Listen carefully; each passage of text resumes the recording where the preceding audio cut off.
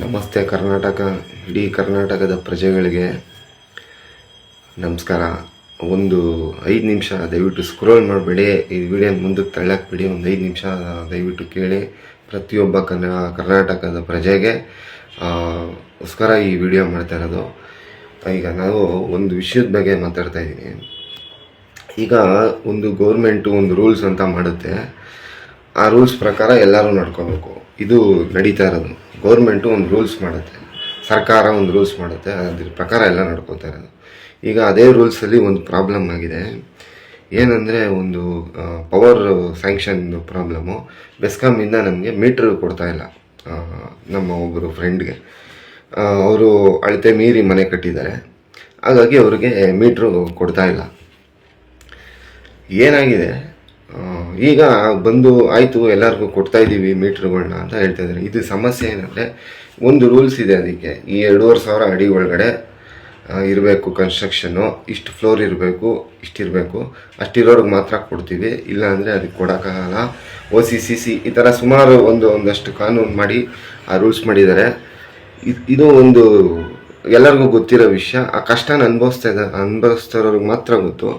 ಈಗ 1200 ರೂಪಾಯಿ current bill ಬರ್ತಾ ಇದ್ರೆ ಹೆಚ್ಚು ಕಮ್ಮಿ ಒಂದು 2500 3000ವರೆಗೂ ಕರೆಂಟ್ ಬಿಲ್ ಬರೋ ಥರ ಆಗಿದೆ. ಅದು ಟೆಂಪ್ರವರಿ ಕರೆಂಟಿಂದ ಓಡ್ತಾ ಇರೋದು. ನೋಡಿ, ಈ ಥರ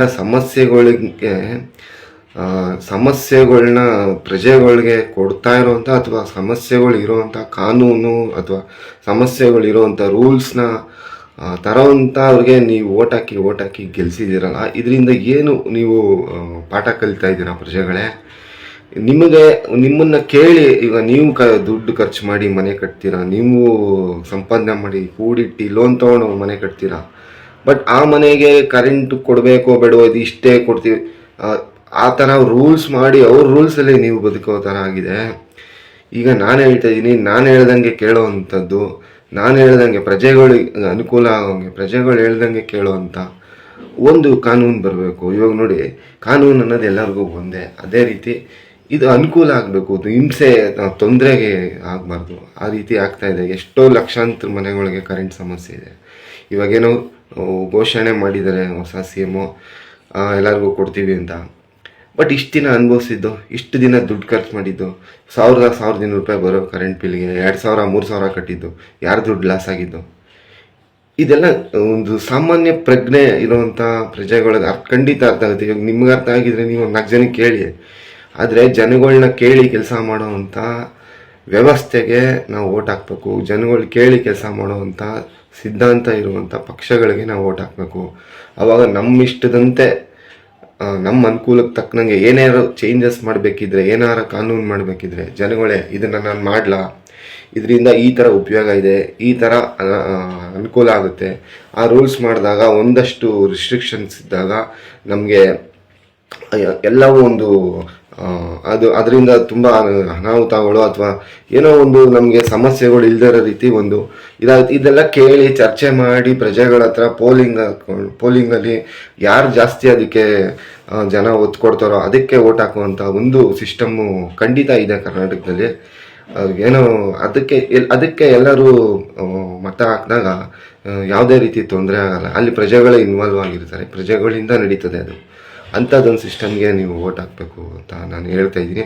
ಇದೇನು ತಪ್ಪಾ ಸರಿನಾ ಕಮೆಂಟ್ ಮುಖಾಂತರ ತಿಳಿಸಿ. ಅಂಥದ್ದೊಂದು ಪಕ್ಷ ಇದೆ ನೋಡಿ. ಪಕ್ಷ ಯಾವ್ದಾರಾಗಲಿ ರೂಲ್ಸ್ ಒಂದೇ. ಈಗ ಹೆಲ್ಮೆಟ್ ಹಾಕೊಬೇಕು ಅನ್ನೋದು ರೂಲ್ಸ್ ಒಂದೇ. ಯಾವ ಪಕ್ಷ ಬಂದರೂ ಅದೇ ರೂಲ್ಸೇ ಇಡೋದು.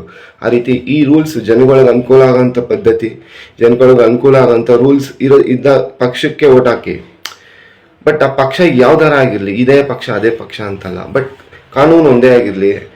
ಈ ಸರ್ಕಾರ ಬಂದ ತಕ್ಷಣ ಇದನ್ನು ಚೇಂಜ್ ಮಾಡ್ಬಿಡೋದು, ಆ ಸರ್ಕಾರ ಬಂದ ತಕ್ಷಣ ಅದನ್ನು ಚೇಂಜ್ ಮಾಡ್ಬಿಡೋದು, ನಮ್ಮನ್ನು ಏನು ಕೇಳ್ದಿರಾನೆ ಎಲ್ಲ ನಾವು ಮಾಡ್ಬಿಡೋದು, ಈ ಥರ ಎಲ್ಲ ಆಗ್ತದೆ. ಎಲ್ಲ ಇದು ಜನಗಳು ಏನು ಇದರಲ್ಲಿ ಪಾತ್ರನೇ ಇಲ್ಲ. ಅವ್ರು ಇಷ್ಟ ಬಂದಿದ್ದೆ, ಅವ್ರು ಆಡಿದ್ದೆ. ಆದರೆ ನಾವು ಓಟ್ ಹಾಕಕ್ಕೆ ಮಾತ್ರ ನಾವು ಬೇಕು ಬಕರಾಗಳ ಥರ. ಅರ್ಥ ಮಾಡ್ಕೊಳ್ಳಿ. ನೋಡಿ, ಕಲ್ಪನೆ ಇರಬೇಕು. ಒಂದು ಮೊಬೈಲಲ್ಲಿ ಎಲ್ಲವೂ ಸಿಗುತ್ತೆ. ಒಂದು ಮೊಬೈಲಲ್ಲಿ ನನ್ನ ಏರಿಯಾ ಗ್ರಾಮ ಪಂಚಾಯತಿ ಅಧ್ಯಕ್ಷ, MLA, MP, ಮಿನಿಸ್ಟ್ರಿಂದ ಹಿಡಿದು ಏನೇ ಸಮಸ್ಯೆ ಅದು ಅವ್ರಿಗೊಂದು ಫೋಟೋ ಹೊಡೆದು ನಾನು ಅವ್ರಿಗೆ ಕಳಿಸಿದ್ರೆ ಅದು ಸಮಸ್ಯೆ ಪರಿಹಾರ ಆಗಬೇಕು. ಮೈಕ್ರೋ ಲೆವೆಲಲ್ಲಿ ಕೆಲಸಗಾರರುಗಳು ಏರಿಯಾಗಳಲ್ಲಿ ವಾರ್ಡ್ಗಳಲ್ಲಿ ಇರಬೇಕು. ಇಲ್ಲಿ ಹಳ್ಳ ಬಿದ್ದಿರೋ ರೋಡ್ಗೆ ಫೋಟೋ ಹೊಡೆದು ಹಾಕೋದಕ್ಕೂ ಒಂದೇ ಏನೇ ಆ್ಯಪ್ ಇದ್ರೂ ಗೌರ್ಮೆಂಟಿಂದ, ಬಟ್ ಅದ್ರ ಫಾಸ್ಟಾಗಿ ರಿಯಾಕ್ಷನ್ ಆಗ್ತಿಲ್ಲ.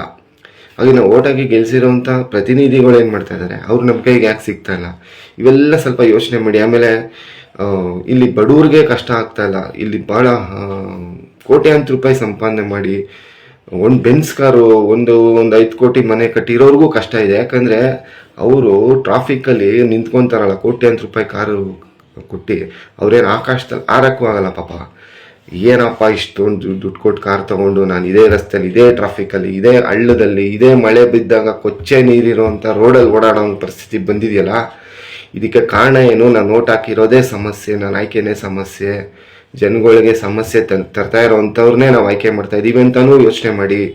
ಹಣವಂತರು, ಬುದ್ಧಿವಂತರು ನೀವು ಸ್ವಲ್ಪ ಇದ್ರ ಬಗ್ಗೆ ಯೋಚನೆ ಮಾಡಿ, ಏನು ಮಾಡ್ಬೋದು ಅಂತ ಮಾಡಿ. ಅಂಥದ್ದೊಂದು ಪಕ್ಷ ಕರ್ನಾಟಕದಲ್ಲಿದೆ. ಅದಕ್ಕೆ ನಾನು ಫಸ್ಟ್ ಹೇಳಿದ್ದು, ಇಡೀ ಕರ್ನಾಟಕ ಜನತೆ ಇದನ್ನು ದಯವಿಟ್ಟು ಕೇಳಿಸ್ಕೊಳ್ಳಿ, ಅದನ್ನು ಪ್ರಚಾರ ಮಾಡಿ.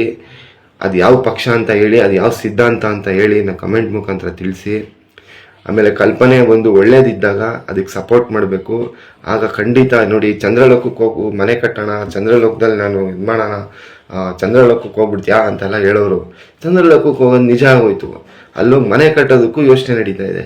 ಈ ಥರ ಕಲ್ಪನೆ ಮಾಡ್ಕೊಳ್ಳೋದಷ್ಟೇ ಮುಖ್ಯ. ಇಲ್ಲಿ ಅಂದ್ಕೊಂಡ್ರೆ ತಾನೇ ಏನಾದ್ರು ಮಾಡೋಕ್ಕಾಗೋದು. ಆ ಥರ ಅಂದ್ಕೊಂಡು ಕರ್ನಾಟಕದಲ್ಲಿ ಆಲ್ರೆಡಿ ಒಂದು ಪಕ್ಷ ಬಂದಿದೆ, ಒಂದು ಸಿದ್ಧಾಂತ ಬಂದಿದೆ. ಅದೇನು ಅಂತ ಕಮೆಂಟ್ ಮುಖಾಂತರ ತಿಳಿಸಿ. ಅದನ್ನು ಹೇಳಿ ಅದರದ್ದು ಮೌಲ್ಯಗಳನ್ನ ಕಲಿಯೋಕ್ಕೆ ನನಗೆ ಇಷ್ಟ ಇಲ್ಲ. ಆದರೆ ಕಮೆಂಟ್ ಮುಖಾಂತರ ನೀವು ಅದನ್ನು ತಿಳಿಸಿ, ತಿಳಿದಿರೋರು ಇನ್ನೂ 4 ಜನಕ್ಕೆ ತಿಳಿಸಿ. ಒಂದು ಬದಲಾವಣೆ ಬೇಕೇ ಬೇಕು, ಒಂದು ಬದಲಾವಣೆ ತೊಗೊಂಬನ್ನಿ ಅಂತ ಹೇಳ್ತಾ ನಾನು ಮಾತು ಮುಗಿಸ್ತಾ ಇದ್ದೀನಿ. ಜೈ ಕರ್ನಾಟಕ, ಒಂದೇ ಮಾತರಂ. ಪ್ರಜೆಗಳಿಂದ ಪ್ರಜಾಕೀಯ, ಪ್ರಜೆಗಳಿಗಾಗಿ ಪ್ರಜಾಕೀಯ, ಪ್ರಜೆಗಳಿಗೋಸ್ಕರ ಪ್ರಜಾಕೀಯ, ಮಟ್ಟ ಹಾಕಲು ರಾಜಕೀಯ.